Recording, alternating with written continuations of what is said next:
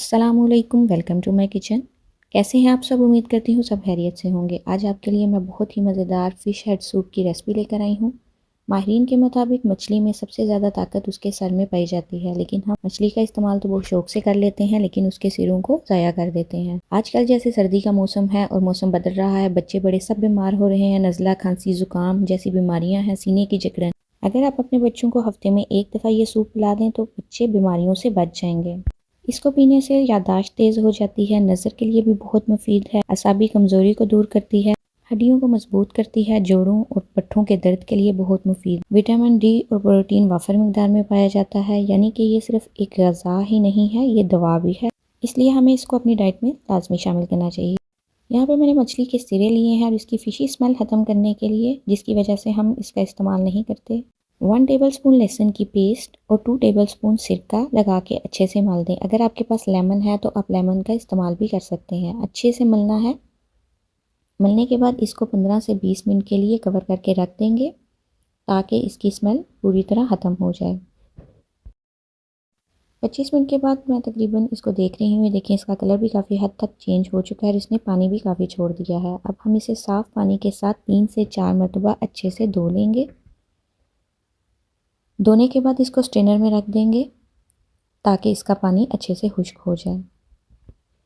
पानी अच्छे से खुश्क हो जाएगा तो इसे किसी बाउल में निकाल लेंगे और इसमें हाफ़ टी स्पून हल्दी और हाफ़ टी स्पून सुरख मिर्च पाउडर लगाकर 15 मिनट के लिए छोड़ देंगे।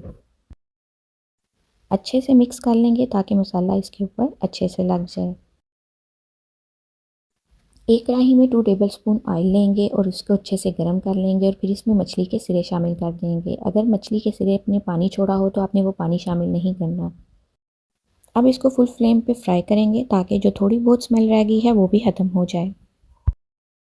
अब इसको 3 से 4 मिनट फुल फ्लेम पे फ्राई करने के बाद इसको मज़ीद फ्लेवर देने के लिए हम वेजिटेबल ऐड करेंगे। यहाँ पे मैंने तकरीबन 2 गाजरें जिनको पीसीज में कट कर लिया है और एक प्याज इसको शामिल करेंगे। गाजर भी बहुत मुफीद होती है, इसके भी बहुत से फ़ायदे हैं। वेजिटेबल शामिल करने के बाद इसे 1 से 2 मिनट फ्राई करेंगे। 2 मिनट से ज़्यादा आपने फ्राई नहीं करना। इसके बाद इसमें पानी शामिल कर देंगे। यहाँ मैंने तकरीबन 4 गिलास पानी के शामिल किए हैं।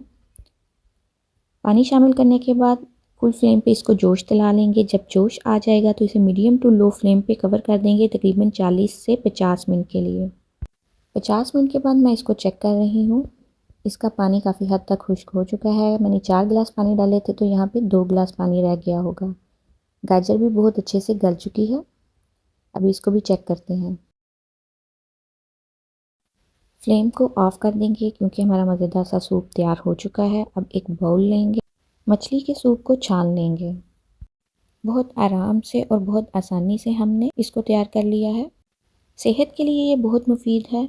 हमें सर्दियों में इसका इस्तेमाल ज़रूर करना चाहिए। बुज़ुर्गों और बच्चों को तो लाजमी देना चाहिए। अब इसको मज़ीद फ्लेवरफुल बनाने के लिए मैं इसमें हाफ़ टी स्पून काली मिर्च पाउडर इस्तेमाल करूँगी और हाफ़ टी स्पून नमक का शामिल करूँगी। आप अपने टेस्ट के मुताबिक नमक इस्तेमाल करें।